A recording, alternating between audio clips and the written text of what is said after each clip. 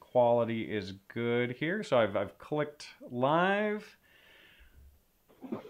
We're starting up here. Okay, let's see. So we are live. Alrighty. So I'm gonna go ahead and actually cut my video to you guys just to see, because it says that we have okay stream health, but not amazing. So 1 second here. And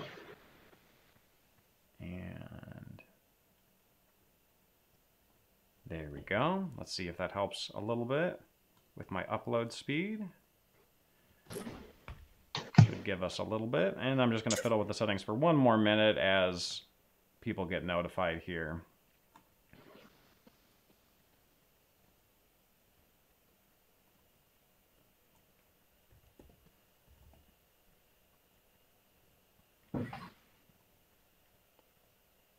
Okay. All right. Oh my goodness, we already have a bunch of people in the chat, and I'm still fiddling with it. Uh-oh.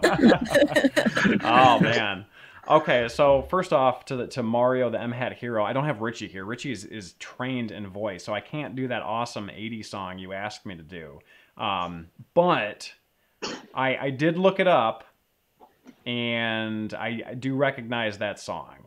I was requested to do a like an 80s pop song last time, so I will be doing that next time Richie's here, because I need, see, the thing is my voice is so crappy that I need someone who actually knows how to sing to sort of mask my terribleness, you know, and then hopefully, you know, we'll have something that's halfway decent. So yeah, guys, let me know in the comment section how the health of the stream looks. It's telling me that we have like an okay health, not like amazing, but let me know if it's choppy or anything like that. And then I can continue to sort of make adjustments on my end with the bit rate and all that stuff. I want to make sure that it's a smooth experience for everyone. And so just let me know.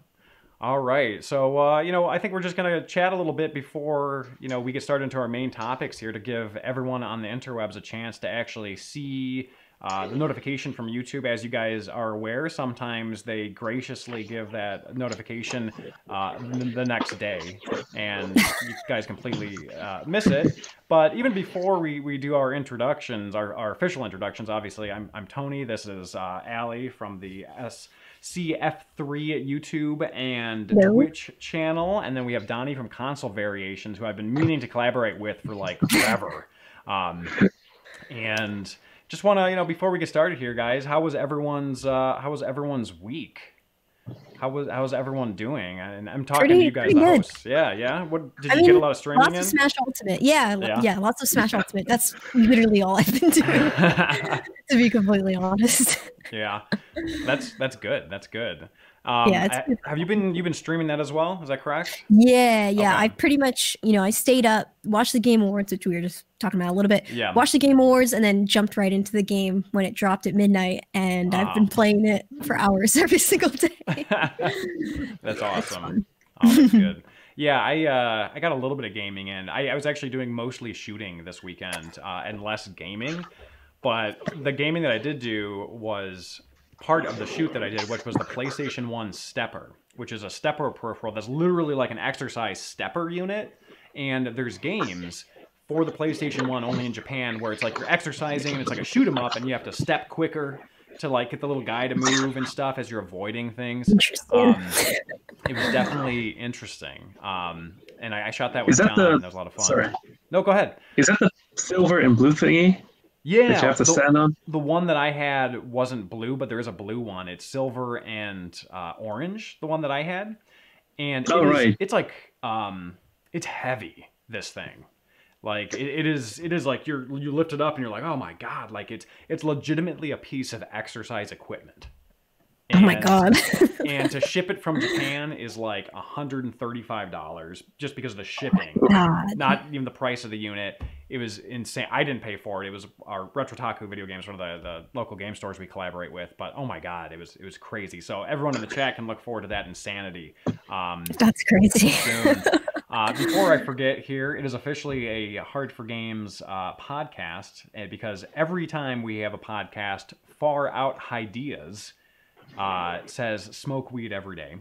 And there he is with his super chat. I have to say it, but he's a hardcore follower, and he just wants us to properly weed our gardens. You know, I think it's good to smoke those weeds out, and it's good advice, and it's good to properly garden. You make sure that there's enough room for the grass and the plants that you want to be there, and I appreciate you saying that in the super chat. So, you know, it's important because, you know what, I moved into a new house and the garden was insane. It was overgrown. I had to smoke out those weeds, you know, and it was important. So, you know, I just, it warms my heart, Far Out Ideas, that you say that literally every day. So, no, we love you, man. Okay, so real quick, Donnie, how was your week, sir? Yeah, actually, same. I played Ultimates for hours and hours, unlocked every character, halfway the spirit mode. Wow. Actually played with lots of friends, stayed up late, get up early, and here we are. Yay. Yeah. Well, it is very early where you are, so let's go ahead or very late, yeah, depending on how you think about it. It's midnight his time, a little past midnight, so we're going to go ahead and get going with some introductions here. So, you know, first off, obviously, like I mentioned, this is Hard for Games Gaiden. You know that if you're already here, obviously, or at least I'd hope you do, or maybe you randomly clicked on it. So welcome. I'm Tony. I'm hosting today. Richie is out sick. He tried, but he just couldn't connect. He was having technical issues, physical issues, emotional issues, all sorts of issues. He was just melting on the inside. And I'm disgusting too, to be honest. I haven't showered all weekend, just to be totally fair, because I was watching my toddler. I'm being straight up, so. Yeah, I put on extra deodorant for Richie, and then I learned he was not coming over, and I'm like, why did I even waste my deodorant? I could have just been a stinky old guy, you know.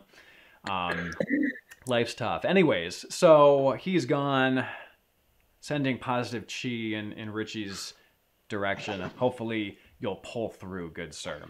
Then, of course, we have Donnie from ConsoleVariations.com. Console Variations is a site that is literally exactly what the site says it is. It is damn near every console variation and growing, from special editions to this, to that, to colors, to just look at what's behind him. My God, this guy has a collection to end all collections, period, the end. And we also have SCf3. I always feel like I'm going to say that wrong when I say it, because it's it's just letters and numbers, you know? But yeah, it's a weird name. But I'm going to get into, once we get into your segment, what that means, because I actually don't know, but I'm sure it means something. And yes. She is, obviously, you can tell from her shirt, she's a Twitch streamer. She is a YouTuber. She's killing it on Twitch. And thank you. That's why I fear even doing any streaming on Twitch whatsoever, because I see these people that are already established, and I'm like, there's no way I could even, like, it's beyond me. It's beyond me. But without further ado, we're talking about ConsoleVariations.com to start off with, and we're also Donnie has a real treat for us. He has a golden Royal Wii that he's going to explain what that is, and it is probably going to be the rarest system you guys have ever seen in your lives, but it's going to be fantastic. So before we talk about the history of the site, I just want to say that he had contacted me about showcasing the Royal Wii, the golden Wii, on Hard for Games, and we were seriously considering it, but shipping from the US to Europe, especially with any sort of reasonable service that allows for tracking, is insanely expensive. It would have been about $250 to ship it back, and about like $40 to ship it here, which just shows you how much better it is with like the European postal services. And with the US, it's like they destroy you. So we were like, I don't know if it's going to be, I really want to look at this, but I don't want to send it back without shipping information. It's a total shot in the dark. It's a really rare item. Why don't we just have him on the podcast? And then he's like, yeah. And then I'm like, oh, it's at midnight your time. And he's like, oh, okay. And so he's being a good sport and he's joining us. But first off, before we even get to that royal we, tell us about your site. Tell us about what it is, the history, the vision, the mission. Like, give us the full rundown. Yeah, okay. Well, hi, I'm Donnie from Console Variations. It all started on a forum called N64 Forever, where all the N64 fans were on there and posting happy posts about all the systems and games and etc. Until I created a post, and the title was something about all the Nintendo 64 variations in the world. And the first post was from a guy named Darklink, and I come back to him in a bit. He told me, like, what do you consider as a variation? Could it be the color of the box? Could it be a language different? Could it be the games that's displayed on the back of the box? So we decided, yeah, screw it, everything. So it got rather popular, to be honest. So it got 3,000 views in a few months. And Darklink and I started talking about, hey, you know what? Why not do this with every other console? So then we founded Console Variations. So all the N64s were on there with amazing pictures because the guy, Darklink, is actually, his real name is Fred, made very professional pictures about his systems. So when we launched the site with N64 only, it got like 1,000 views a day, which we thought like, whoa, this is unexpected. So we added more Nintendo stuff. So GameCube, NES, Wii, and all the limited edition handhelds and Game Boys, etc. Then Fred went on a world trip. He left everything behind. He wanted to free his mind and went 1.5 years on a world trip. And I respected him, and it was amazing. So I said, you do this, I'll finish the site up. So then I finished Sega, and then I finished Sony, and then I finished Xbox, and then everything else. And then, well, Console Variations was more popular than other sites that had consoles on them. So that's how we founded it. And every day, strangely enough, every day we get new content. We get emails from people like, hey, I have this console, you don't have it on the site, or hey, you can win this console over there on the social media page. So now we have 8,000 consoles and controllers on the website. So Fred came back from his world trip 1.5 years later. He saw the statistics and the views on the site, and it was so great that we're actually going to make a second version. The second version will be professionally made. Okay. The first version was actually all hand typed. Nothing was automatically or sorted. It was everything by hand, which I hated. I love doing it, but I hated it. Yeah. So the second side, we will have a party called Yuka. He's there creating the new website for us. It will have different filters. It will have a search function finally. So people can search up their favorite stuff like Pokemon or Animal Crossing. Yeah. So if you want to know every Pokemon system, you just pick Pokemon and boom, you got it. So also the next site will have, because it was a whole lot of time to create the current website, we will include accessories, dev kits, prototypes, box variations, and even thinking of including all the games at launch when the site launches. So yeah, that's going to be epic. Also, people first emailed us, and then we added the content on the site. It takes around 5 minutes for each console. So now people are also able to upload their own content. So if you have a system like, hey, you don't have it, boom, you upload it, and we say, awesome, done. It's on the site. Okay. You can also add your own homemade pictures. You can get even achievements, and you can level up with the more pictures you upload on the site. That's awesome. And we have something very unique, and it's kind of a business secret, but we have something called a rarity score. With a lot of algorithms and a lot of calculations, we know exactly how rare something is. Okay. Wow. That's pretty cool. I was just going to backtrack real quick about what you said. And first off, the most shocking thing was that Fred's real name isn't Dark Link. Yeah. You know, I can't believe that his parents opted to not name him Dark Link. So that's shocking. First off, but yeah, Darcy was his form name, Francis his real name, and actually we talked like every day after we launched the site. That's awesome. So he's not only my friend, he's also my business partner in this case.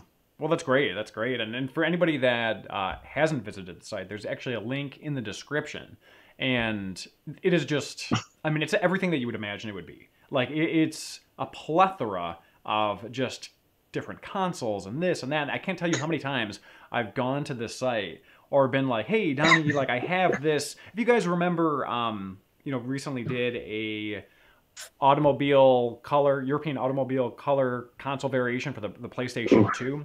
And we covered this rare blue PlayStation 2. And there was like a decent amount of info. And I'm like, hey, you know, Donnie, I'm looking at this. Do you got anything else? And like, he's like, give me a day. And the next day he had like 4 paragraphs of like very detailed information for me. And it was just like, oh my God, this guy, like he knows everything there is to know, or at least can find it at the very least. So, you know, he has been sort of working a little bit in the background of H4 Games for a little while now, helping me out just whenever possible or whenever needed. And so anyone that's supporting H4 Games, I would love for you all to support consolevariations.com. And, you know, even while we're doing the stream, click the link, peruse about, and, you know, you'll be shocked at some of the stuff that was released, honestly. So that's my pitch for Console Variations. But yeah, so it sounds like it is doing very well, but also continuing to grow. And there's a lot of plans for continued growth. Is that basically what I'm hearing? Excellent. Yeah.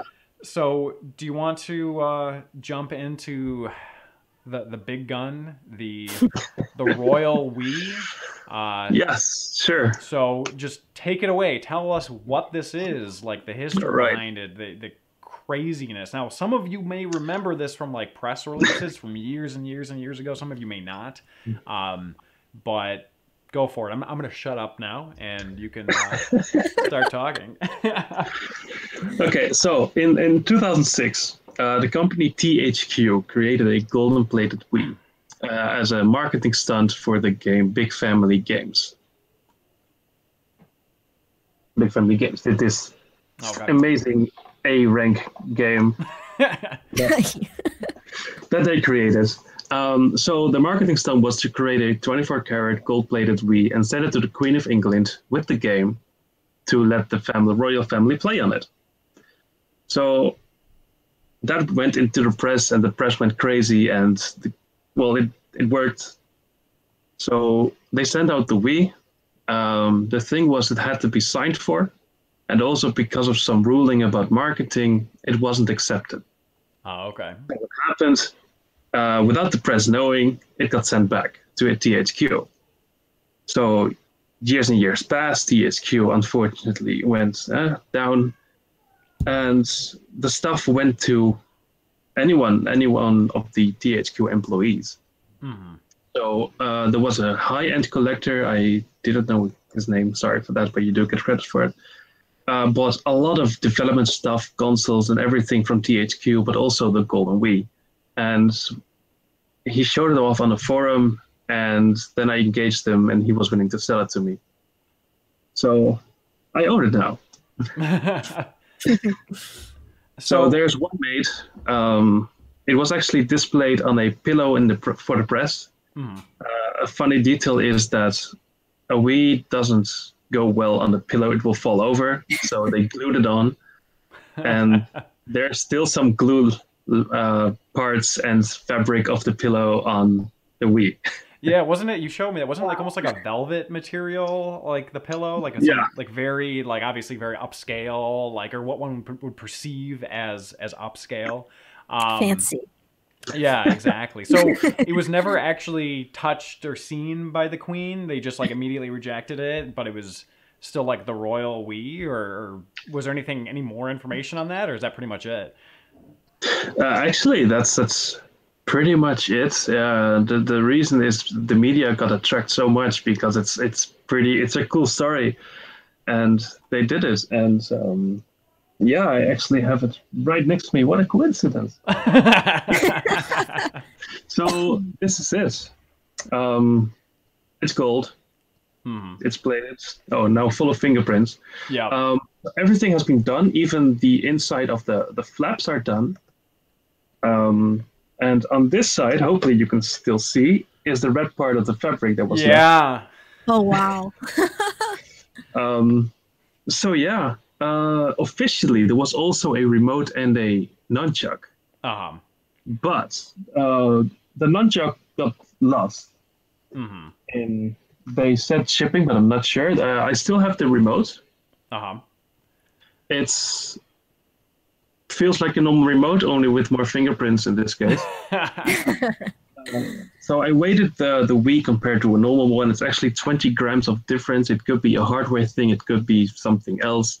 Yeah. But that's the whole, yeah, that's basically the whole story about it. Yeah. Now, when we were originally thinking about covering it, I think you mentioned that you either had it like appraised or you had some like jeweler take a look at it or something like that. Did someone do that?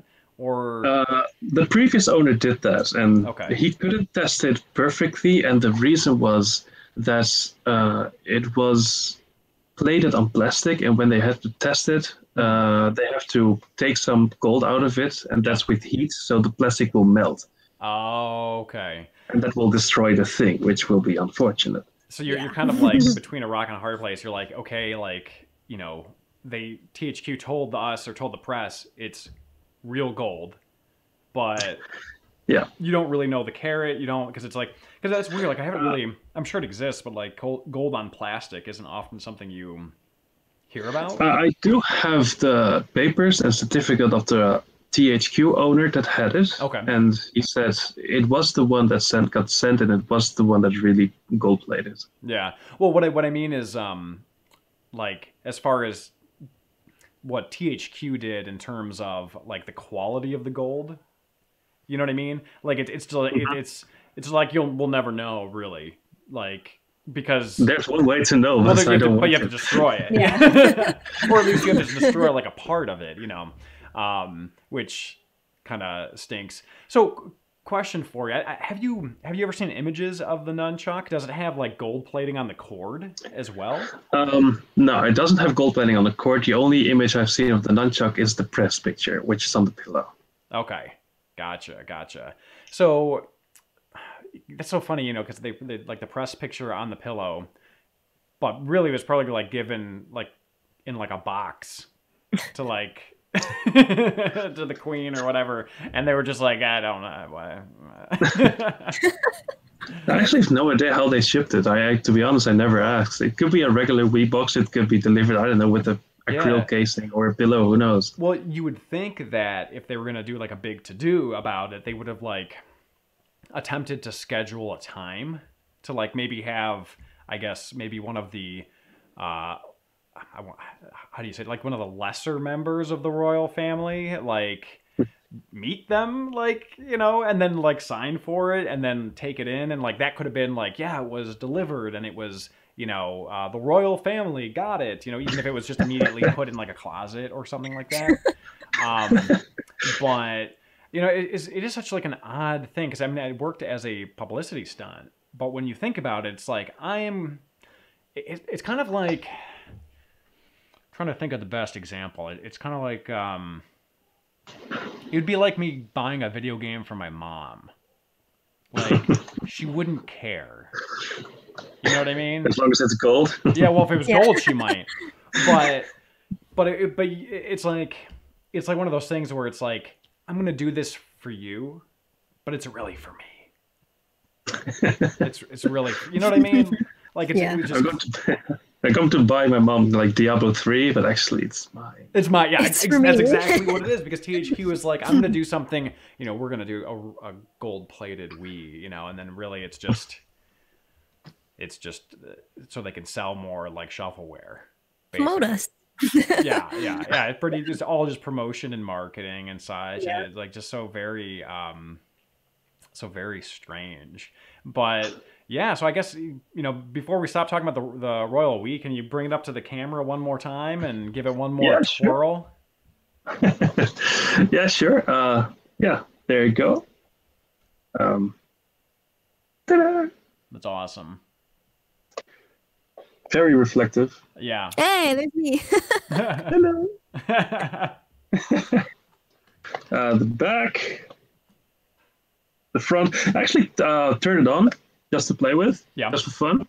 And the host name of this is actually THQ, which is a funny little detail. I'm sorry, say that again. The username is. The username of this console, which THQ? program in the console is THQ. Oh, okay. That's funny. That's funny. Yeah, well, I guess that would make sense, wouldn't it? That's so cool, man. Well, I really appreciate you bringing that out. So, just out of curiosity, and you don't necessarily have to show them off, but I know there's just so many interesting things on the site.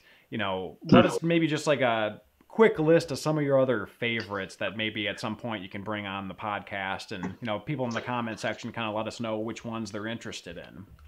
All right. So I have two consoles. One of them is a Nintendo 3DS. The other one is an Xbox. And I know I'm a Nintendo collector, but Xbox is like a bit of passion in it. Sure. So the Nintendo 3DS, it's a new Nintendo 3DS XL, Puzzles and Dragons International Championship Edition. Okay. So yeah, that's. I read there are 8 made in Europe and 4 made in Japan. So people went to a tournament of Puzzles and Dragons. To attend to the tournament is to have a high score presented with a selfie on their official website, and the top that many something went to a tournament. Mm-hmm.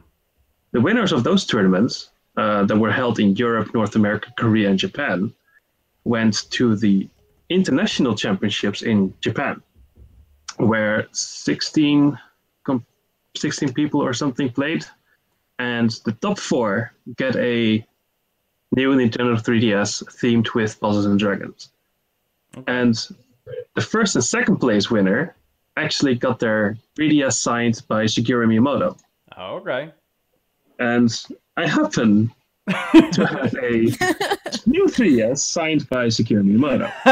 Oh, that's so sick. I bought it from the official winner. No idea why the guy sold it. But I do have contact with one of the European winners, which is a German guy who won one of the consoles and couldn't get it signed like custom when he was attending to the international championship. So it really is 2 made in the world that are signed. Yeah. I have a picture. I will send you later, or I don't know how, with the trophies and the 2 systems you can win. And one of them is actually the system I have. Okay. And it also comes with a custom box. Uh-huh. Wow. So, and also says on the back where the tournaments were held. Oh, cool. Wow. Yeah, it's really sweet. Yeah, that is really awesome. Also, just for anybody in the chat, if you heard a whee in the background, my son has decided that it is time to party, and he has gotten up from the depths of his toddler bed, and he's ready to rock and roll once again. But that's better than like crying or being sad, so we can tolerate a little bit of wee. He's running around. The wee's always good. Yeah, he's funny because now he's trying to talk to our Echo Dot, so he's saying, Alexa, play da-da-da, Alexa, play da-da-da, but I unplugged it because she's always listening and uploading, so I wanted to, like, save my upload speed, like, my bandwidth, so I took her away, and I think he's probably confused as to why Alexa isn't responding to him, but, poor little guy. Can't listen to his Twinkle Twinkle Little Star right now. His mother will just have to sing it to him, or I'll have to sing it to him after this. Or as he says, Tunkle Tunkle Little Star. Oh my gosh. Sweet. Oh my goodness.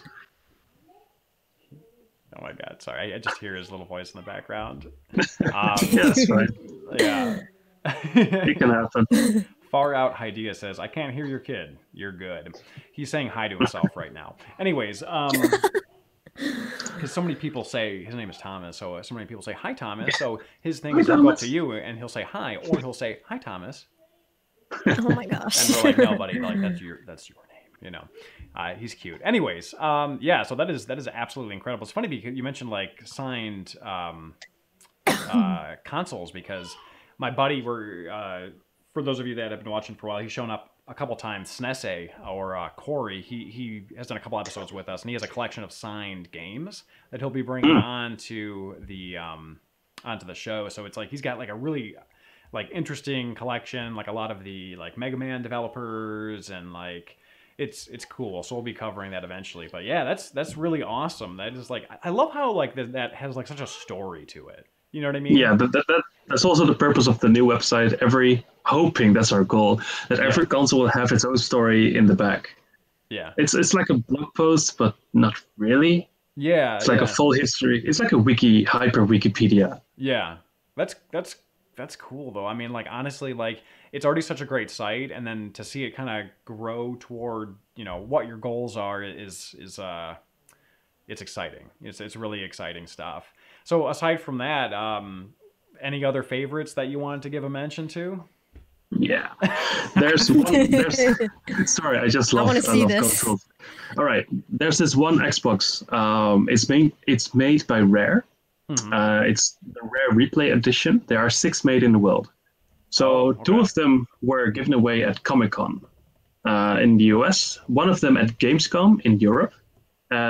2 via social media like Twitter and Facebook. There were Christmas prizes, and the last one stayed at the Rare office in their own personal museum. So I happened to buy the one that was won by a Facebook winner. Okay. And I met Rare as well at Gamescom at the time when they gave that console away. And so I emailed their people I knew, like, hey, I managed to get this Xbox. Is it possible to send it over and sign it, and maybe you can send it back? And actually, the funny thing is they remembered us, and they said, yeah, sure, how's the site going, blah, blah, blah. And they actually invited me over to Rare. Really? Yeah. They said, yeah, just come here for a day, and we'll tour you around. We ask the whole office to sign it for you. Wow. It's like, oh, awesome. That's awesome. Wow. So a week later, I booked a flight, everything, skipped work, whatever. Priorities. And I went to Rare, and I had an amazing day while they were developing Sea of Thieves, and got access to the alpha and also all the other unreleased games that they were working on. Yeah. Which I can't tell because I signed the contract. Sure, yeah. One of those shut up contracts stuff. Yeah, non-disclosure agreement. Non-disclosure agreement. Yeah, exactly. So I got my copy of Conquer Bad Fur Day signed by the developers. And so cool. That's awesome. Yeah, the music, like, you know, the great Mighty Pooh from Conquer, he gave me presents and the goodie bag of Conquer and everything.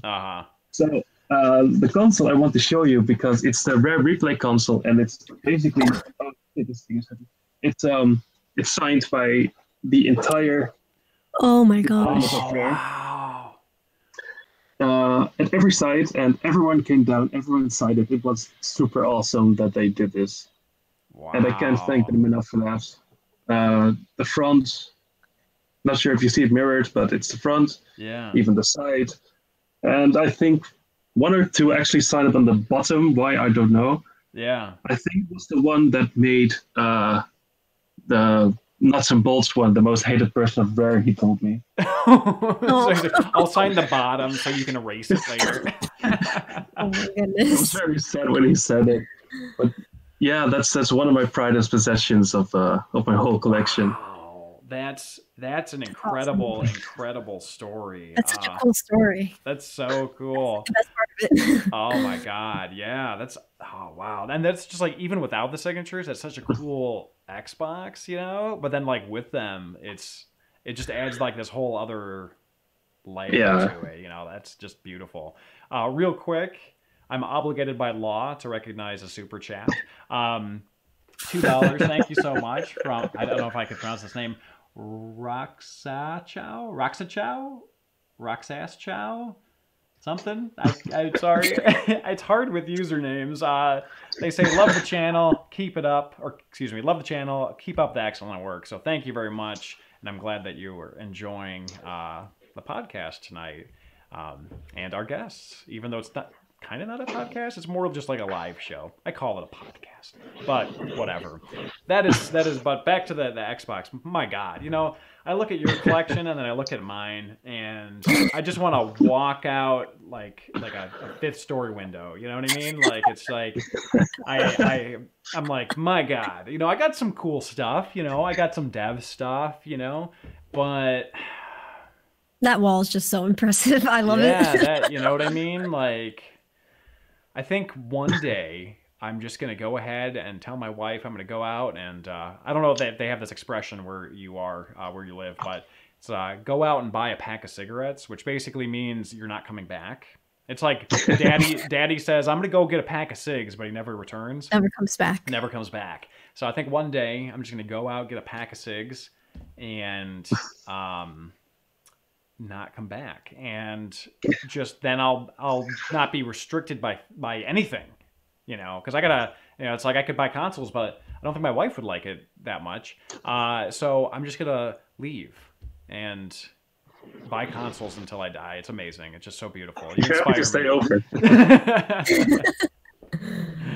But yeah, no, that's absolutely incredible. That's but all joking aside, that is so freaking cool.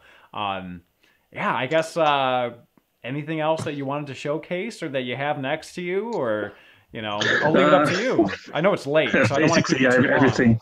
I have everything next to me, really. You do. I know you have a passion of 64DD. Yes. The disk drive, the Japanese disk drive of the N64 that has quite like 9 games, maybe. Yeah, they have 9 games. Yeah, pretty much. I think it was like 9 games or 10 pieces of software. Like one of them was not really a game. I wish, yeah, I can basically show you this. It requires some preparation. Okay. You know, they started in 1999 and they ended in 2001. They were actually the support was actually pretty great. They really felt for the subscribers and everything because it was a monthly subscription. Yeah. So what they did is they announced their closement, and they told the people like, "I'm sorry, but we can't support it anymore. We're going to close. Pull out the plug in something in 2001." And people started online, because it was an online service, to say to them like, "Thank you for your support. The games were amazing. We miss you, and you were great," and stuff like that. So what RenNet did was they designed a farewell letter with all the comments that the subscribers that were longer than X months or X years a member of, and they sent it to everyone. So this is the farewell letter. And at first glance, it looks like a cool poster. It says Sayonara and with something with Nintendo 64. But if you look very closely, hopefully the camera can get it. Yeah, we can see it. They're all comments of the members. You see their username on this side with the last comments, what they wrote, all the way to the center, and it's all around it. Yeah. It's a really touchy poster, and it's also pretty cool that RenNet did this to their members. Yeah. You know, I'm sorry. Go on. No, I'm basically finished. It's just pretty cool. It's the only one I found at auction. I had a bidding war with 4 other people, and it cost me more than I would have liked. But owning one of these. Yeah, That's so awesome. Yeah, I remember. I didn't know that existed, and then I remember you sent me a scan of that, and the design of it is so beautiful. Like it's kind of like this. It's like a star, you know, like with a bunch of other stars, and like all the messages and notes and stuff. Like it really was, you know, because we think of the DD as like this failed system and this and that, but there were people that were paying for that service, and you know, especially I feel like in Japan, like being honorable and like, you know, showing good faith to your customers, I feel like, you know, was kind of important. So you get something like that. It's like just kind of like a really touching and beautiful, you know, note. Also, again, I'm obligated by law to read a super chat from Far Out Ideas. He strikes once again with a $2 super chat. He says, "Cool. Now show us a Zelda." Yes, in the bag. I can't reach. Can't do it. It's too. I have to climb up a ladder. Hurt my back recently. I don't want to risk it. You know, it's just, my sure. neck hurts a little. So thank you for the $2, but unfortunately, he just it's can't share Zelda right now. So, but. No, I don't have the game. I do have all the other games except for the prototypes and unreleased ones. I also have all the accessories that were made for N64DD, but I'm still hunting for those prototypes. So if you have one, hit me up. One day, you know, we've looked at probably about 13 or 14 blue discs now, and like you'd be surprised how many of them are just blank or have like just software. Yeah, just like they might have software on them or like some sort of like hardware testing software. There was some stuff where there were like some crash reports from games that were recorded on them, but nothing playable, you know? Like, so it was some interesting stuff that we found, but because think about it, like, if you had like a big old stack, you remember like back in the day, you buy like a big old stack of CDs, you know? Right? So my dad used to buy those things in bulk. He still has freaking stacks of CDs in his house, blank ones. And you gotta imagine they made more of them than were used. You know, so you have a lot of people out there that would just blank blue discs or like very little content on them. If you know, some YouTuber contacted me recently, and they were contacted by someone who had a bunch of blue discs, but we didn't even test them because we thought they basically were 5 that came in a development box, and there were supposed to be 5 that came in the development boxes, and they were like clean as clean can be, no scratches, like inserted into plastic, not sealed, but basically we figured they were brand new. You know, so it was like the owner was like, nah, I don't even want to send them to get tested because like all signs point to them never being touched. Right? So it's like, why risk it? So that sucks, but it's kind of one of those things where it's like, one day hopefully we'll find a Zelda, but it's not going to be anytime soon, unfortunately. Well, that said, I know it's like 1 a.m.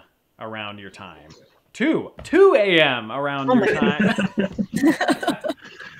Yeah, it's fine. Work away tomorrow. Oh my goodness. So we're gonna let you go, but before we do, I just wanted to let everyone know again that there's a link in the description to consolevariations.com. Please take a look, and I think you will definitely find some very interesting information and very unique consoles on that website. So please support the site. They are a supporter of H4Games. They provide us with all sorts of valuable information. Definitely check it out. Anything you want to say before you head out, sir? Actually, no, but thank you for watching this video, and thank you for having me on the broadcast, and absolutely get a great time. Yeah, awesome. Well, thank you so much for joining. I'll go ahead and let you go here, and then Allie and I will continue with our news topics, and I hope you rest well, and good luck with work tomorrow. Yes, thank you. I will listen to the broadcast. Awesome. Still. Well, we'll tell you what here. Actually, if I press close out, I'll be closing out on Allie as well. So why don't you close out, and then I'll just touch nothing because I'll screw it up. Yeah. So, all right, we'll do. All right, take it easy. Thank you for joining us. All right. Once Thank again. you. And see you next time. Take care. Bye. We'll have you back. Bye. All righty. There we go. There we go. Got that situated awesome. here. Yeah, that was really cool. That was. I've spent so much time on that site, just like going through like all of them, just like for fun. Like some of them, I'm like, oh, it'd be nice to have that, but I'll probably never own it. But yeah, it's fun. That's the vast majority of the stuff that he owns. That'd be nice to own it, but I'll probably never own it because it's like. I would love to have a wall like that. Oh my god, yeah. I mean, who wouldn't, right? It's like it's beautiful. It's beautiful. Beyond beautiful. We're on the same page. I know. Whew. I'm like starstruck. I'm like, so gorgeous. It's crazy. Oh my goodness. And plus what's cool is the story, you know, that's half of what, or like, I mean, the first big part of it is like, oh, it looks really neat, but the other half is like the whole story behind it, you know? That's one of my favorite things. And he's got a story for like almost every console that he's collected, I would imagine. I mean, some of them are more interesting than others, you know, like going to Rare headquarters and that's mind-blowing. Yeah, that would be so cool. That would be so amazing. Let's see here. I'm just going to check the chat to make sure we didn't miss anything crazy here. I did ask earlier if people want my dog as a guest, and they said yes. So, you know, one day. Yeah, so we're going to jump into some news stories, guys. We still have a lot of content to cover, but first off, I want to kind of reintroduce Allie, SCf3, and tell us a little bit about your various shows, a little bit about yourself, what some of your goals are, what the hell your username means. Just tell us a little bit about yourself. Go ahead. Yeah, so hi, I'm Allie. I go by SCf3 on the internet. I guess I'll get this out of the way. First, what my username means. Basically, I made it like, I think I was in like middle school. I was on like a Pokemon forum, and my full username was like Sacred Fire, which is a reference to Pokemon, obviously. It's, you know, one of the Legendary's exclusive moves, and because he was one of my favorites. And then I just abbreviated it, and it kind of just stuck. I just used it everywhere. So that's how the name came to be. I made it when I was like 13. I don't know. Anyway, so what I do, I mainly stream over on Twitch. I am a giant, if you couldn't tell by the stuff behind me, I'm really a giant Nintendo fan, nerd, whatever you want to call it. Really into Nintendo stuff. I guess my like top 3-4 like franchises. Obviously, Pokemon is my favorite. It's what I started with, like very first video game I ever played. Animal Crossing, Kirby, Smash. So I do play a lot of Nintendo games on my channel. I do speedruns as well, which is really, really fun. It's a good way to, you know, experience games that you've played before in kind of a different way. And also I've been doing some playthroughs of games that I kind of like, you know, I guess the quote unquote big games that I missed growing up that like everybody else, you know, like Ocarina of Time, for example. I played that for the first time like a year ago because my friend had an N64, but she only had like Pokemon Snap and Pokemon Stadium, and that's all we played when we were growing up. So I played it last year and on stream, and it was amazing, obviously. So I do a lot of that. I was playing through Final Fantasy VI on the SNES Classic, so that's fun. And then over on my YouTube, you know, my YouTube is just a giant like dumping grounds for like all of my content. Basically, I do a lot of different stuff on YouTube because, I mean, YouTube, I've been taking it more seriously, but you know, mainly it's for like a lot of the highlights for my stream. I do a lot of tutorial videos for like people that want to start out with Twitch, which I think it can also probably apply a little bit to YouTube. I put up like my speedruns on there, like pretty much anything that I've ever done is on my YouTube channel. Reaction videos, all that sort of stuff. But yeah, basically anything Nintendo, you'll probably find it, especially Pokemon, you will find on my channel. And in terms of like goals and like missions and stuff, like, I don't know, I just want to keep doing what I'm doing. It's fun. You know, I have a fun time with my community. You know, meeting people in like the general just gaming community is really, really awesome. I mean, obviously meeting like-minded people that are into the same stuff. So I don't know, I just keep growing, keep having fun, keep playing games. It's nothing too crazy.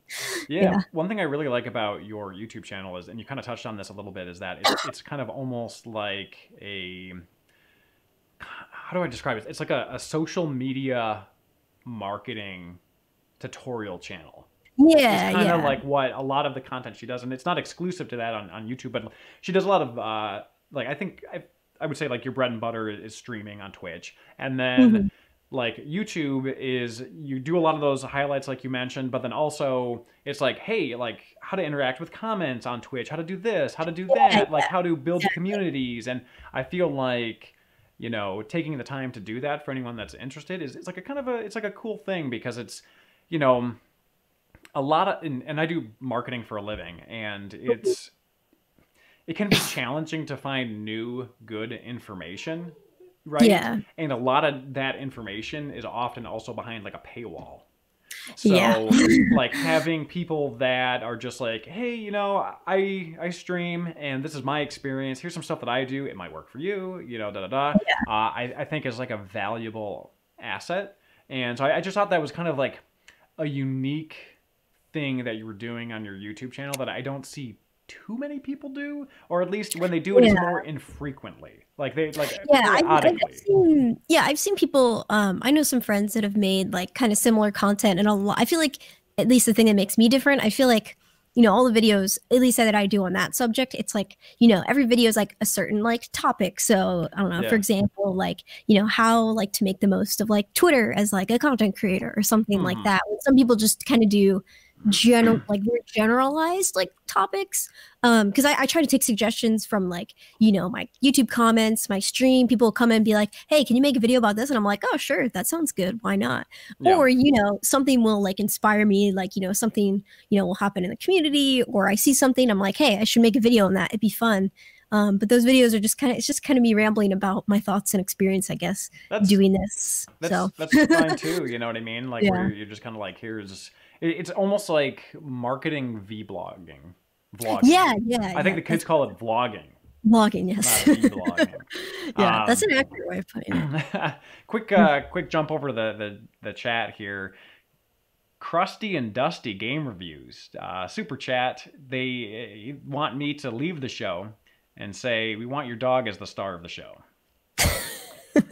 That's that's fine. Krusty and Dusty also asks, can you ask her what mic is she using? What mic am I using? This is the Audio-Technica 2020. It's the XLR version. I got this mic probably last year. I don't remember, but I love it. It's great. And yeah, that is my review. No, don't forget to smash that like button for XLR input connectors. I'm so done with USB mics. Oh my god. Yeah, mine's funky because it's not really a streaming mic. It's a shotgun mic made for filmmaking. Because I worked in the film industry for a while, and like a lot of the stuff that we do, we need more of like a range and something that's very directional. But it's funky because it's an XLR. So I have an XLR to mini jack to input to an adapter to USB into my computer. So it's like it's a mess. It works. Yeah, it's fun. It works. It's a pretty good mic. I got it years ago and it's been rocking out ever since. So yes, that is the answer. Probably a much better mic for streaming because I can't get too close to mine because it's a shotgun. It'll get very sweet and poppy. So I have to kind of keep it at bay, which is why I sound like liquid garbage, but that's totally fine. So yeah, so let's go ahead and by the way, real quick, also I want to give a shout out to your I believe it's your Instagram and Twitter. I think primarily Instagram, but there's some really awesome Pokemon photos. Oh yeah, that's where I post all the stuff behind me. I post pictures of, just like, I don't know, it's fun. So I post a lot on Instagram. I post a lot on Twitter. It's a fun time. I'm very active on social media outside of my stream. So if you want to say hi, say hi. Yeah, it's a very nice photography as well. So just want to give that a quick. I just use my phone. Oh, hey, phones are getting pretty good. It works. A couple comments here. Let's see. Oh, a lot of people are just talking about what mics they're using in the chat below. So I want to talk about some of the stuff in the news here. So we have Pokemon Let's Go that was released semi-recently. Yeah, and so I know that Allie's been playing the hell out of that game. I haven't played it personally, but I bought it for my wife as a Christmas gift. And she had a really stressful day, and I gave it to her early. And then the second thing I was going to get her, the store stopped making them. So now I have nothing to give her for Christmas. But we'll got to figure that out. But anyways, she's been enjoying the hell out of it. But there are definitely some differences between Let's Go. Obviously, there's Let's Go Eevee and Pikachu, but it was based off of Pokemon Yellow, for those of you that were around when that came out. I never played Yellow. I played Red, and then Yellow was just kind of like a rehash with some tweaks. Pretty much. Right? And then this is a rehash with more tweaks. But overall, what are your overall thoughts of the game? How would you review it? What were your reactions to it so far? I remember when they first announced, the Let's Go games. I'm like if you couldn't tell, I'm a very hardcore Pokemon fan. So when they first announced it, like, obviously this title's a lot more casual based, which isn't a bad thing. Like, I'm all about, not availability, accessibility for like new fans and stuff like that. But I will say I was a little skeptical about it at first because I was like, and I wasn't playing Pokemon Go at this point because I just hadn't. But I was like, like Pokemon Go mechanics. Like, I mean, we're going back to Kanto. Like, okay. And then, I kind of warmed up to it. And then it got me into playing Pokemon Go, which in turn has made me exercise more, which is good. And it's fun. And then, when the game came out, I was like, hey, it's a rehash of Gen 1. I like Gen 1. I'm going into it with an open mind. I should like it. And then, I went and played it. And with it being like a little bit more of a casual experience, like I had a blast with it. Like, it's just nice to sit down and just sit down, play it, go like run around the overworld, catch Pokemon, which is a new feature, obviously. Yeah. Compared to the old games, but I really, really like it. I guess if I did have like one complaint, which I've seen some other like friends say this, which is you know, in some of the older Pokemon games, they had a really good post-game experience. So like Pokemon Emerald, you have like the Battle Frontier, which is like all the different facilities you can, not mini games, but you can basically do more battling with different like games and stuff. For anybody that doesn't know. But this game, pretty much all I've been doing in the post game is they have like master trainers, which basically for all of the Pokemon, you go and battle this one master trainer who has like a level 50 or 70, 75 Pokemon. So you could battle somebody with like a level 75 Metapod or something ridiculous. Okay. And if you beat them, you get the title of Master Trainer. So I've been doing that, and I've been shiny hunting, which, you know, just looking for shiny Pokemon, which are, for anybody that doesn't know, it's just like rare, different color palette Pokemon. So like Pikachu's normally yellow, and the shiny version's like a darker yellow orange. Okay. But I found, I guess that would be my complaint, is as much fun as I'm having with the post game, there isn't that much to it. But then again, with the newer Pokemon games, they've had like less post game, so I don't know. That's my only really complaint. The rest of the game I love. It looks beautiful. The music's beautiful. Like I like it. Yeah, So.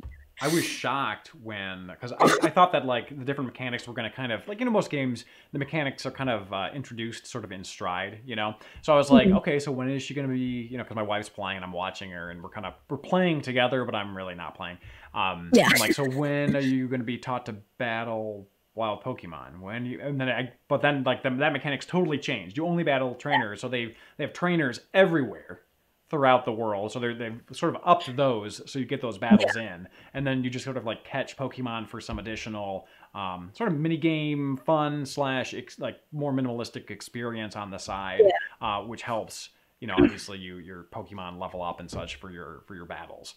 But she is loving it because my wife, bless her, but she does not like a lot of challenge in her games. That's fair. Hey, fair. Yeah, it's funny because she loves two different types of games. She likes sort of games where you can collect stuff. So Pokemon's awesome. And then she likes horror games, like super scary horror games, but for the story. So she has me play it, and we'll play it together, and she'll kind of help guide me. But it's like white knuckling the controller type of stuff. So with this, you know, the Pokemon games she's played in the past, she's often given up when it's gotten difficult, because she doesn't like to grind. So she's just like, whatever, you know. She's not that committed. But then she's playing this, and she's like, oh, this is like kind of a more, I don't want to say simplified, but like the difficulty's toned down, and it's like that lifelong dream every Pokemon player's ever had, to be like, I want a Pokemon where I can sort of explore in 3D, and it's on a console, right? And hybrid console, because it's the Switch, but it fulfills that like desire that I know that I had when the original generation came out, where I'm like, wow, I can't wait for this to come out on the N64, and then it just never did, and then the GameCube, and then it just never did, and then the Wii, and the Wii U, and it just never did, you know. And it's still sort of that like 2/3 perspective where you're not quite immersed into the world, but it's good enough, I think, that it sort of satisfies that need, I guess, or that desire. So I'd also like to know in the comment section, you know, if you guys have played Pokemon Let's Go, Eevee, or Pikachu, and, you know, what your general thoughts are of it. Some of these comments, sorry. So anyways, yeah, so I mean, ultimately, I think it's been pretty well reviewed in the press as well, right? Yeah. From what I've seen, I mean, I haven't like gone super in depth, like reading all the reviews, but from what I remember seeing, it got like a pretty good reaction. I would say, actually, going off of, you know, what you said, kind of feeling like, you know, it's what you wanted when like the first like gen came out. Like, it's so crazy. You know, I mean, that's where I started with the first generation too. It's so crazy thinking about like, if this game came out like, you know, back then, I guess, you know, like it would be mind blowing. Like, that's like childhood dream, like have your Pokemon follow you. You see them in the overworld. Like this game feels really immersive to me in the way that, like, I guess the original games couldn't be, just because it was, you know, so simple. It was on the Game Boy. So it's really neat. That's like a part of the reason why I obviously really enjoyed it. You know, I had like my favorite Pokemon's Raichu. So when I got Raichu in the game, I like low-key like freaked out a little bit. I was like, oh my god, Raichu's following me. This is the best game ever. This is the best game of my life. Yeah, yeah. And Yeah. you can fly on Pokemon in the overworld. Yeah, Like on like you can desert, ride them and everything, and like and yeah, you get that's crazy. encounters in the sky. Like Yeah. that's so cool. Oh my Like, goodness. Yeah. it's awesome. Yeah. Oh, hang on. I had a. Okay, here's a point that I was gonna make. I remember now is that Yeah. I feel like this is sort of a continuation of Nintendo actually listening to their fan base in the Yeah, Switch definitely. generation. So I feel like Nintendo, at least under Iwata, you know, God rest his soul and everything, but I feel like that sort of generation of Nintendo execs sort of were kind of tone deaf to what the players wanted to some degree, you know? Like, I mean, we They wanted... kind of take I always describe Nintendo as like they take one step forward but two steps back. Yeah, That's how yeah, that's a good way to describe it, because it's like they've never been about power like they used to be in their consoles, but recently not as much. They've, you know, had been avoiding doing a 3D Pokemon forever. They had region-locked consoles. You know, they had their Nintendo Creator Program that made it difficult for YouTubers. Oh, God. Like, so I would constantly have to duck my audio You down. saw the news, they like changed it, Yeah, well, right? that's what I'm saying. Yeah, they got rid of that, or at least they're going to get rid of. I don't know if there's a date that it switches or not, but I'm not sure.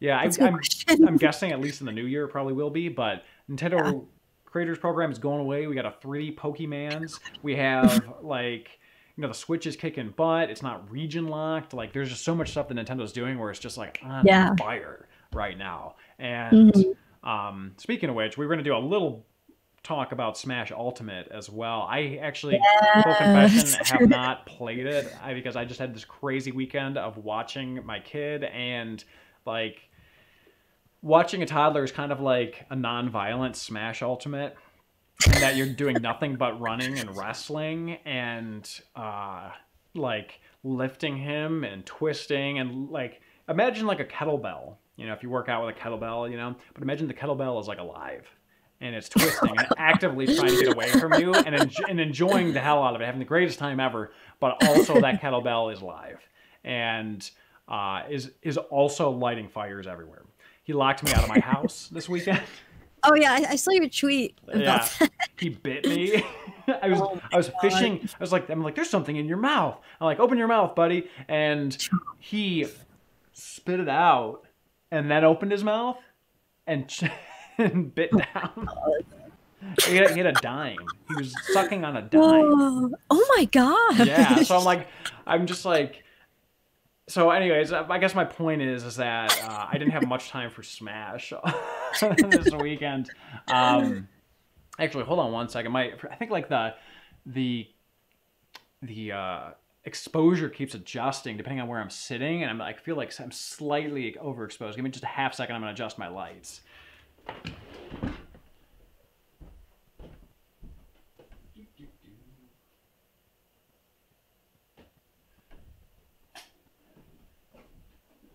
All right, let's see if that helped at all. Maybe.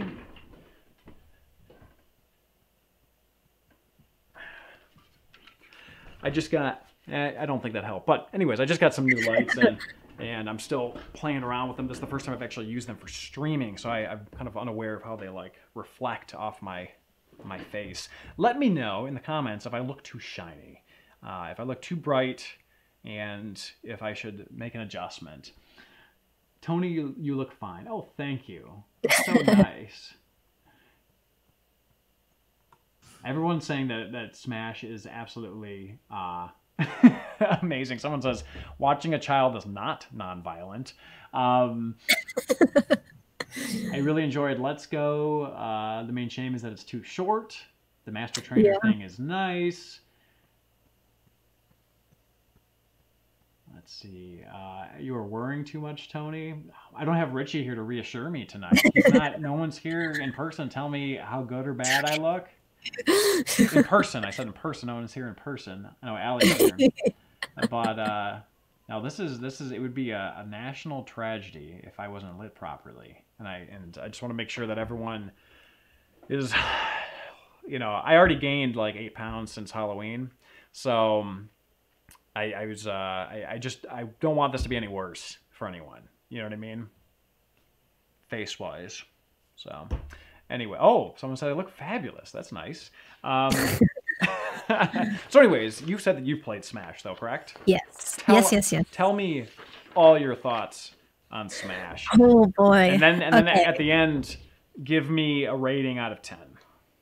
Well, I can give you a rating right away. I would give it a 10 out of 10. Oh yeah? Okay. Well, like, I mean, I'm a big Smash fan. I mean, I started, I Melee on the GameCube, and that one's my favorite, and I've played them all ever since. And Ultimate, like when they announced it, it's like the ultimate Smash game. Like everybody's back. You got all of like everybody's favorite stages. The music's amazing. Like everything is. It's just so fun. Like I know that's kind of dumb to say, but like I said, I was watching. I mean, kind of leading into something we might end up talking about, but the Game Awards. That was the night Smash came out, and then they had the Persona announcement, which threw me through a loop. Yeah, threw everybody for a loop. Really. I think so. Yeah.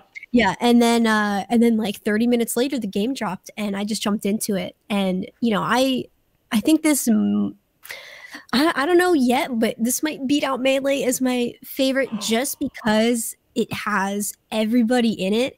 Because like keep in mind, like when Melee came out, like I mean Martha's my favorite character in Smash, so I mainly played him. And then Brawl came out, I really liked playing Lucas, Zero Suit Samus. And then, with Smash 4, all the characters in that, I liked, Mewtwo, Roy, I liked playing Pikachu, Villager, all that sort of stuff. Now everybody's here. So that's something that makes it so cool for me. It's just a big celebration of the series, one of my favorite series. And to see like the work that they've put into, Sakurai and everybody, like the work that they've put into the game, like not only just the game, but like with the announcements and everything, like they went like all out. like with all, like I don't know if you saw like the World of Light like trailer where everybody gets like zapped away, and like song. I saw like some of the really early stuff. Yeah, it's just so good. I've mainly been playing the World of Light mode, which is kind of like an adventure mode, and then I've been doing the classic mode, which is just normal single player. But I have not tried the online yet, which could potentially change my rating on it, because I've heard some complaints about like the online for Smash Ultimate, but I don't have the online package yet, so because I'm cheap and I haven't bought it, even though it's really cheap. I just have been putting it off, so that might change it. But overall, like I mean, as somebody that is a giant Smash fan, I love the game. And also too, Smash 4, I really liked playing casually, but I didn't like it competitively. So this game is kind of like a good mix. Like obviously, we're not going to go back to the Melee mechanics, like duh. But this is kind of like a good in between, if that makes sense. If anybody watching like follows Smash, I think it's like a kind of a good in between. So of both the games. I don't want to interrupt you too much here. Oh my God. No, you're fine. I was done. Color, this is incredible for anyone in the chat. The color of my hoodie is like it's a dark, and then it's like a light. Okay, and it's really weird because the colors are all messed up. Anyways, the real rating I think that you should let everyone know is on a scale of 1 to 10, how much will Melee fans just bitch and complain about this game? Honestly, like I mean, obviously I'm friends with a lot of people in like the Melee scene, but like honestly, like everybody friends with so many people right now. Everybody really likes it. Like obviously, in terms of like the competitive scene, people that like Melee will stick with Melee competitively. But all my friends that I know through the Melee community, they've been having a blast with the game. Yeah. Like it's just fun, like I said. And some people, there are some Melee players that they want to give the new game a try, because I mean, think about like the Melee community. We're out here like lugging around CRTs to every tournament, and GameCubes and Wii's, and it's, you want to find a replacement for that eventually. Well, like the thing is, it's like what'll the future of that end up being? I don't know, but so it's cool like going to a game like Ultimate where it's obviously a lot more accessible to everybody. But and also too, what's neat, the GameCube compatibility, GameCube controller compatibility with that is nice. So, but I will say, Melee fans do complain a lot. But from what I've seen, they ever? I like it. Yeah. My God. I feel like every Smash game kind of has its vocal minority, I guess. But Melee players are very particular because we got to use like the GameCube, the CRTs, everything, blah blah. But I mean, I've gotten used to it, unfortunately. You know, I mean, Complaining. I'm not really want to talk because I mean I have like a Sony Trinitron over there and some old TVs, and I mean I have a bunch of. Oh yeah, I have my CRT on my desk right next So to me. it's like, you know, I collect all this stuff anyways, but I like to poke fun because the Melee community is so like. They're like so elitist sometimes. Yeah. Like, and it's like, well, you know, I was playing whatever on whatever other system, but it was a GameCube controller, but it wasn't an authentic one. It just wasn't the one I was used to, you know. So all the controller stuff, like I know I have some friends that like mod controllers in like the community, and like I think it's really interesting, but also kind of like mind blowing / like crazy, like the amount of depth that goes into all of that, you know, like I mean, I'm fine with my controller. I mean, my controller that I use for Melee is like half falling apart, but you know, it's not falling apart, but it's been used, it's been well loved. Yeah, sure. But I don't know. Well, but I think when you love anything, you can go down a rabbit's hole of it, you know, like I mean, I'm trying to think of, I don't really have anything set up for my shoot the other day, but I had, you know, I mean, like for everything that we have, we get the component cables or the RGB, and we you know, connect that to an OSSC. And like when I was connecting, I did a video on like getting the best picture out of your 3DO, and I got a specific 3DO that could output 240p because I either did an interlaced output, then I had to take that and take an iScan whatever blah blah blah and fiddle with it and plug in the S video and kick it out to my OSSC and then out to VJ. That was 10 out of 10. Nothing funny about that. That was a 100% serious video, and I hope that everyone out there is getting the most out of their Shrek. I got to go buy that video, or what's it called? What is the GBA? Oh, GBA video. Why was that video now? That's something else. Make sure that you get the one that's people kept telling me in the comments that the one that's just Shrek and not Shrek Shark Tale is less compressed, but that's not the way it's intended to be viewed. Watch the one that's the dual pack so you can get the absolute best compression and you know, quality out of it. But yeah, it seems like everyone's really enjoying Ultimate, and you know, I don't have a whole lot to say about it just because I haven't played it. But I think that Smash as a series has always been a love letter to the fans, and I think that although I'm not the biggest Smash player, and frankly, like when I've played Smash, I find myself like more so liking other styles of fighting games like Street Fighter and such, but I feel like it's just such like a beautiful love letter to the fans. Like I appreciate the hell out of what it's doing, even if I'm terrible at it. Although unlike previous Smash games, because I never picked up the one for the Wii U or anything, I'm actually kind of tempted to do this one just because I've been hearing so many good things about it. And, it might actually be an opportunity to get good. So yeah, there you go. Gotta start training. Yeah, exactly. Start training hard. Yeah, actually, speaking of like the whole like love letter to the fans thing, what's really cool about Ultimate, I'm sure people watching, I'll just mention it, but people watching probably already know. But in the World of Light, like the adventure mode, they have like these spirits. Like I don't want to explain like the whole storyline, but there's these spirits that are basically like kind of buffs or nerfs, or not really nerfs, but buffs that you can like apply to your character when you're fighting some of the other spirits that are in the game. So what's cool is they took from like literally like even the most obscure games or the most like well-known stuff, they took characters from all of those games and made them spirits into the games in Smash Ultimate. So like for example, I'm trying to think of one off the top of my head, but I'm blanking. What's her name? One of the Animal Crossing, the poodle in Animal Crossing. I'm blanking on her name. Harriet? Isabella? No, not Isabel, because she's a character. She's a character in Ultimate, but like an Animal Crossing. Oh yeah, character. she is a character in Ultimate. Yeah, okay. Yeah, so let's say they took like an obscure Animal Crossing character, put her in the game, and then you get to kind of fight her.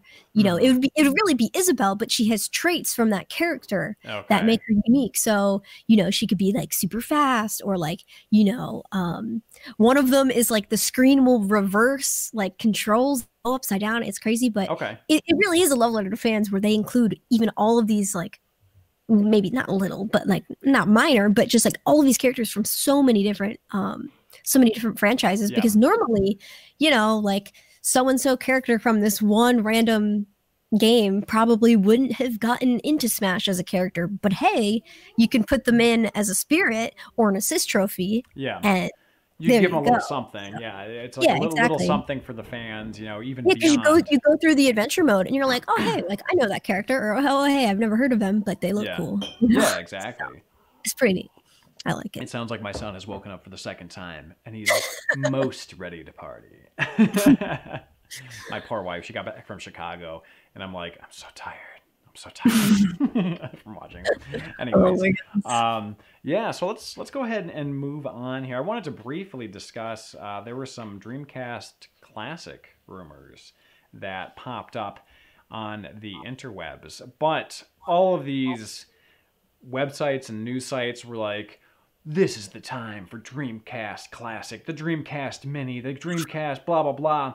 But like it felt like no one followed the steps as to where this actually originated from, which was this tweet that I'm going to go ahead and put on screen here and move it. There we go. I'm going to cover up my face instead of yours. And you can see a translation here. Well, first off, there's a bunch of different models of Dreamcast, different colors and such. Oh, including the Hello Kitty one. That's fun. Hey. And it translated from Japanese by Microsoft. Says Dreamcast was released at the time a variety of design body. Obviously, that's not a very good translation. Which was your favorite design? And then it's like basically like a poll. So everyone was like, oh my God, the Dreamcast Classic is coming. It's here. I can't believe it, guys. Like code red. Like we're doing this. The Dreamcast Classic is coming.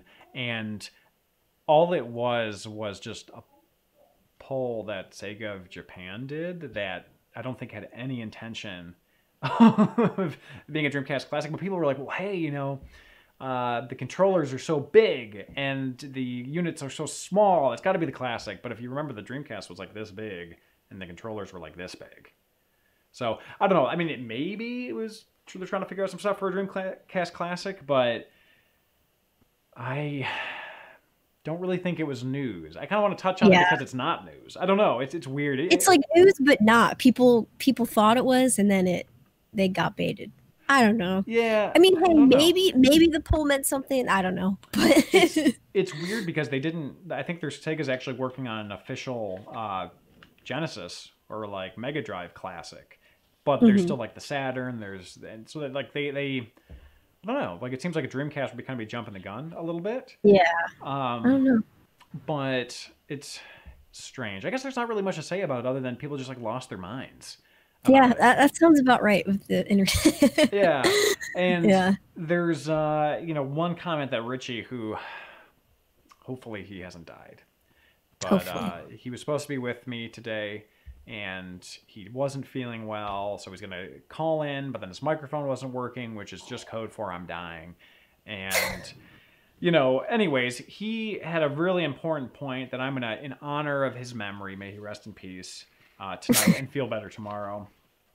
He did want me to ask the comment section if we believe that, eventually if there is a Dreamcast Classic, will it outsell the actual Dreamcast? Will it do better than the numbers of the original Dreamcast?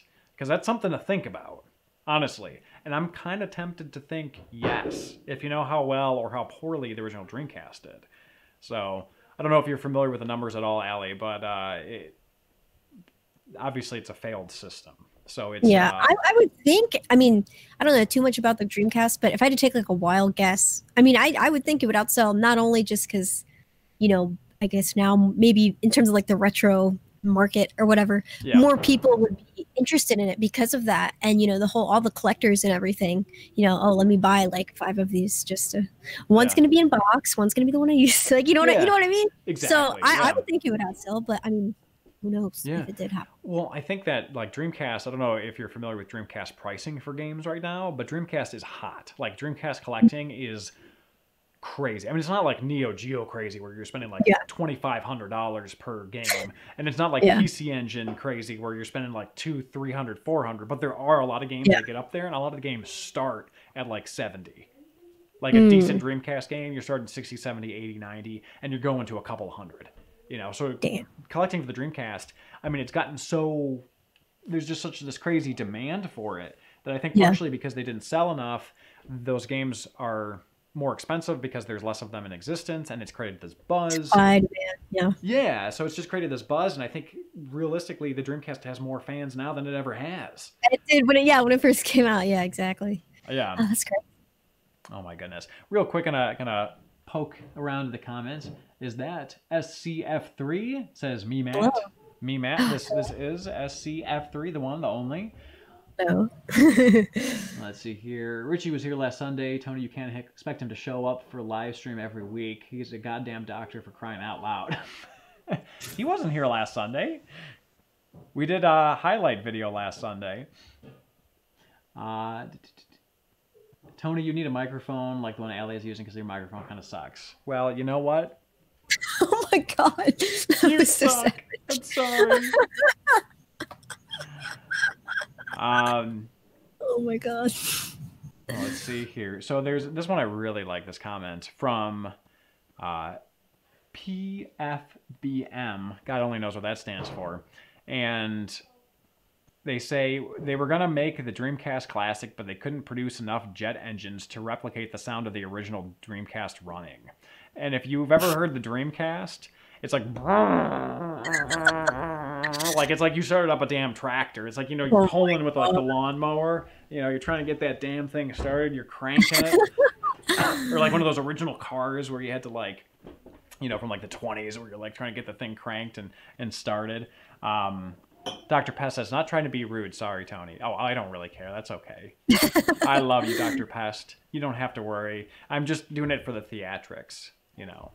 I'm just going crazy. I gotta play it up because I'm doing this live show, and really am a very quiet, reserved, just self-loathing individual. And you saying that about my mic really cut me deep. But no, I'm just kidding. I don't care. it's all good. No, it's all good. But yeah, let us know your comments. You know what you think about potential Dreamcast. Where is Joe? I don't think we have a Joe on our channel. Do you mean John? But anyways, I interrupted myself with a comment I was reading.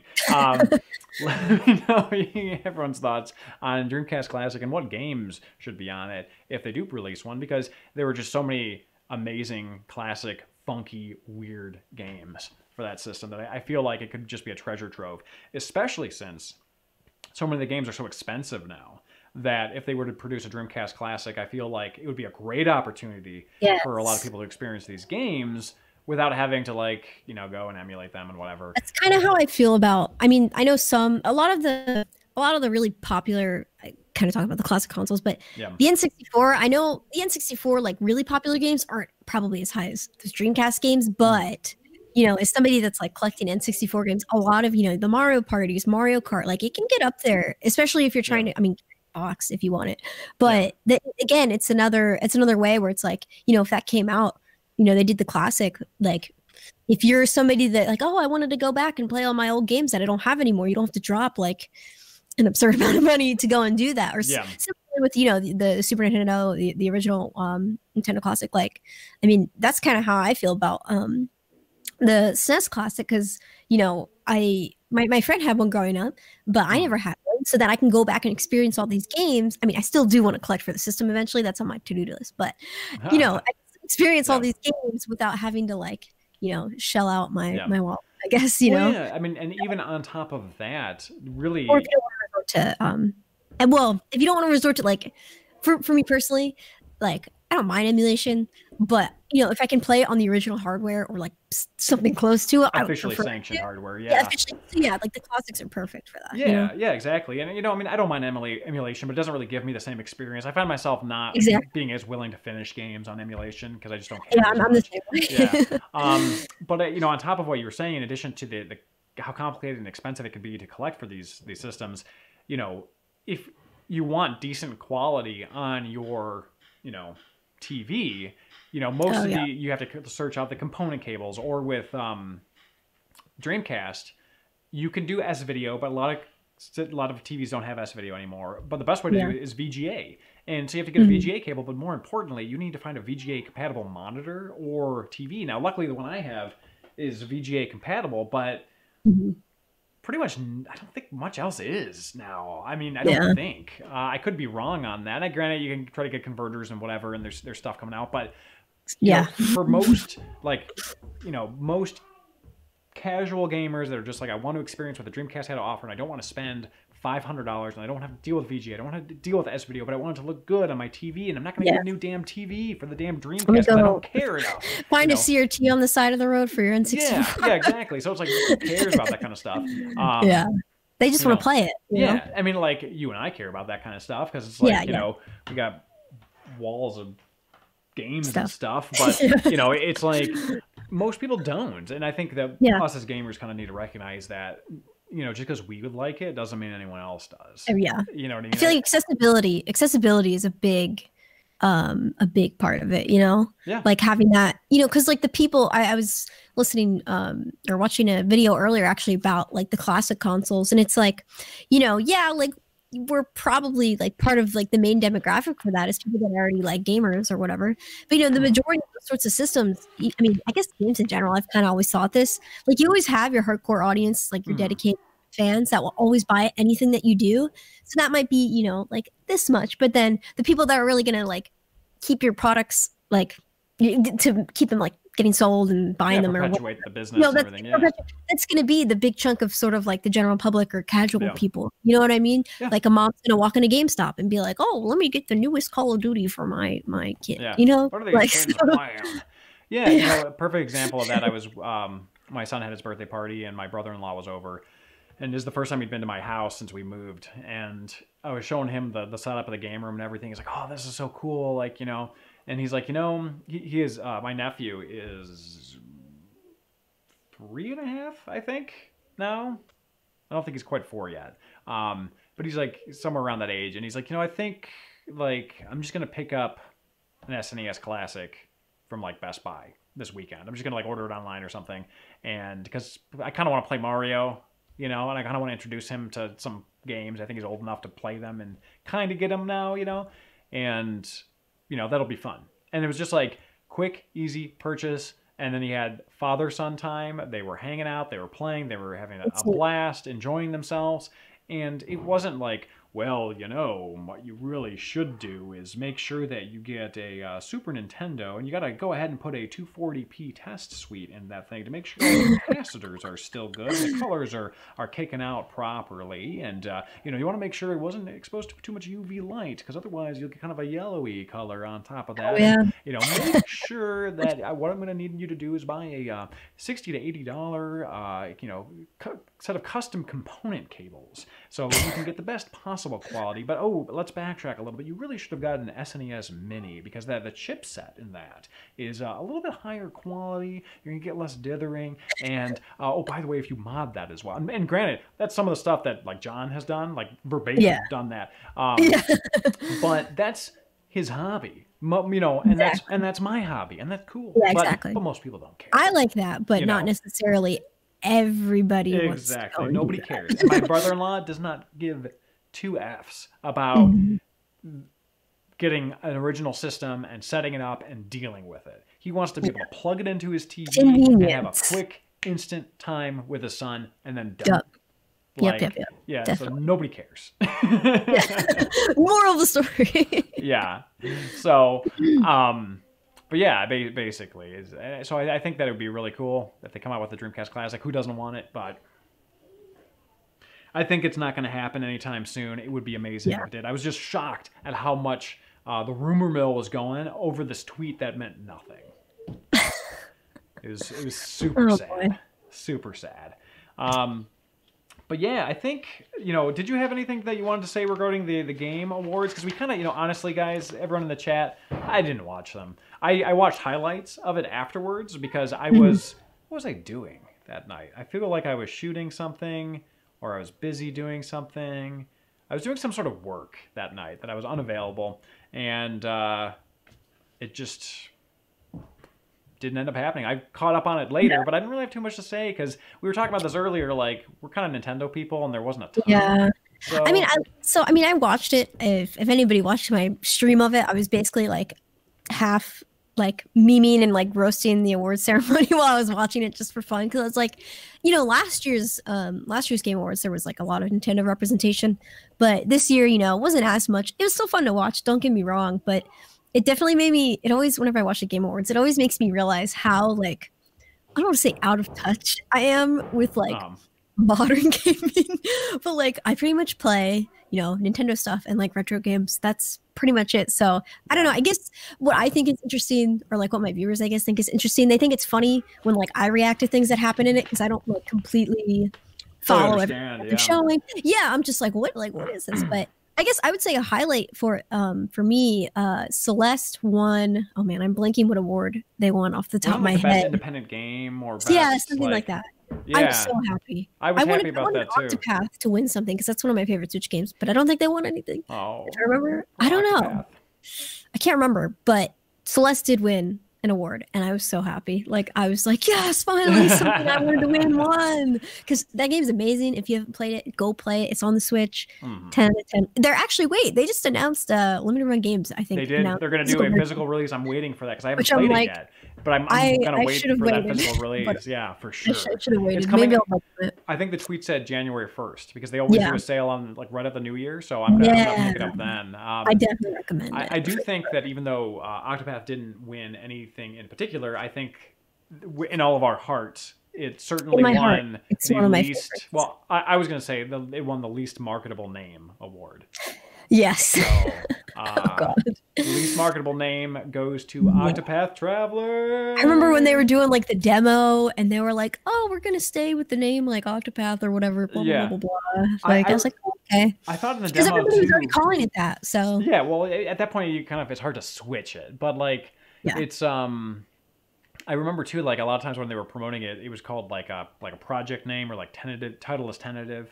Yeah. Kind of thing. So it was like, I thought it was going to change, but it didn't. So nope, definitely did not. They but dropped the project. The Game Awards were kind of a showcase of all the things I don't have time for. Like I want to play Spider-Man, I want to play God of War, I want to play like all of these amazing games, but I just we've had like so many projects. Like so to give people an example, here. I don't know if you'll be able to see it from here, but I have a stack of there's a priority mail box over there. That thing's full of Wii development units, and on top of it is a bunch of prototype cartridges. So these things get sent to me, and it's like I need to return them quickly. You know, so it's like my gaming is oftentimes going through like weird random half-built games. So it's like when it comes time to like actually game, it's like a little bit more limited, you know? I feel that. So it's a blessing and a curse, you know, but it is what it is. It is a unique source nonetheless. But yeah, let's know what you thought about the Game Awards here. Looks like a lot of people are already chiming in here. Yeah, so GDub2333, big shout out. That's what's that?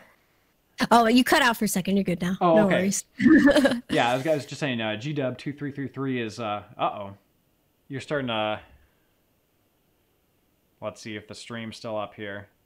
Okay, you're moving again. It was getting a little funky here for a second. I'm going to switch the settings just for a second as we wrap up. Good. Just lower the quality a little bit of the stream, and hopefully, won't be taxed.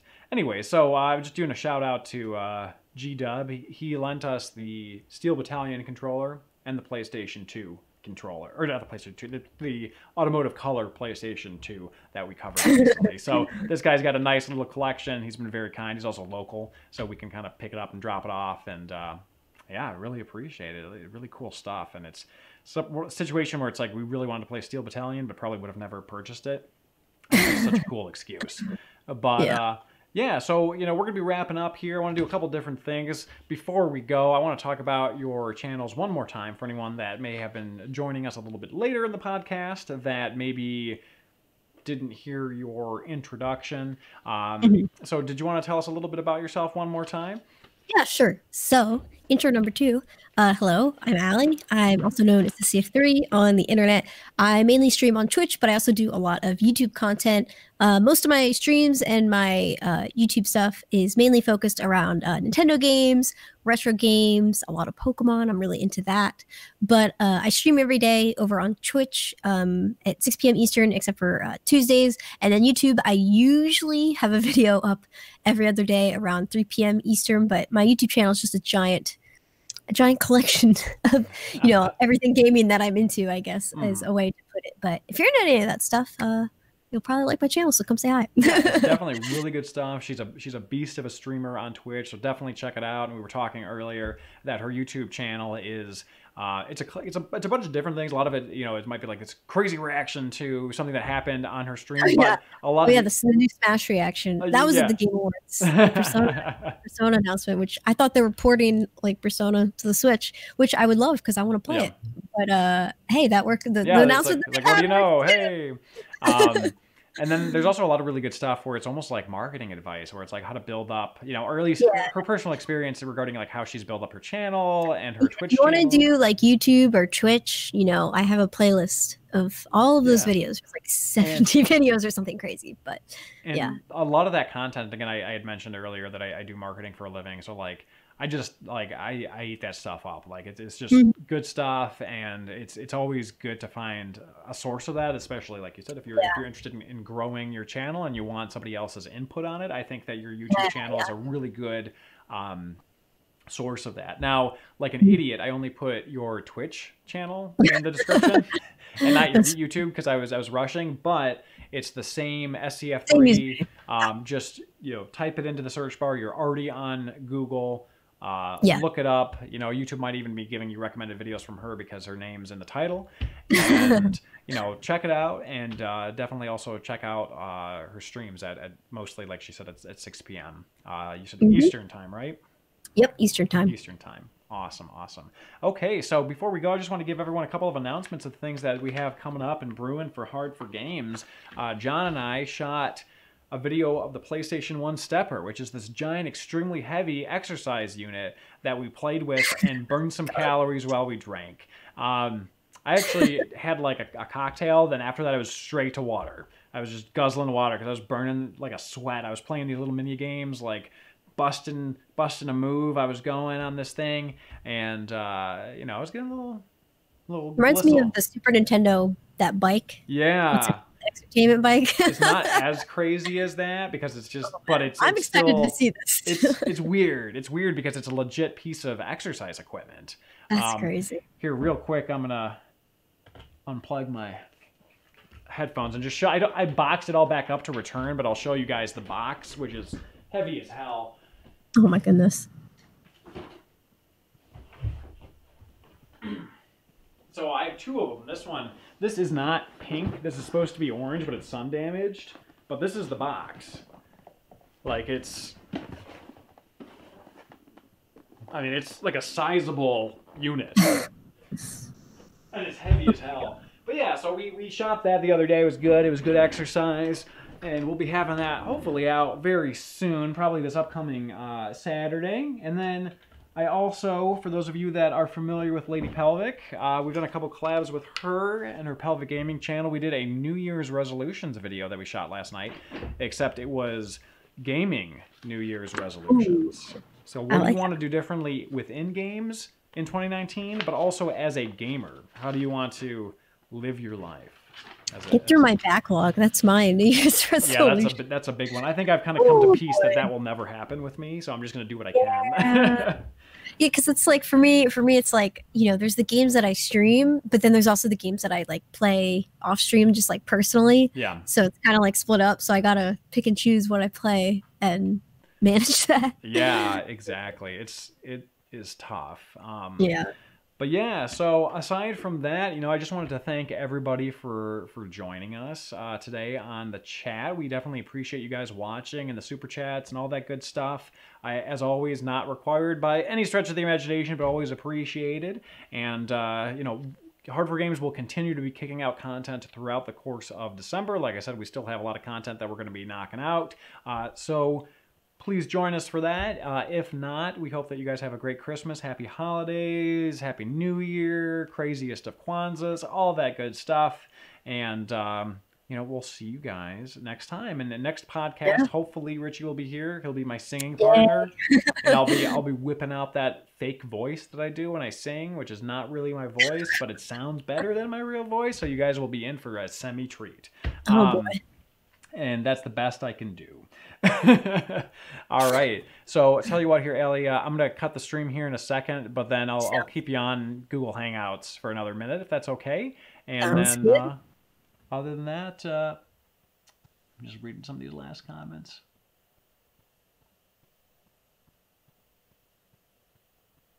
These are funny. H4G isn't just a bunch of jokers, you know. They're preservers and curators of vintage video game antiques. That's actually true. All right, shutting down the chat. We'll talk to you guys soon. Thank you for joining us.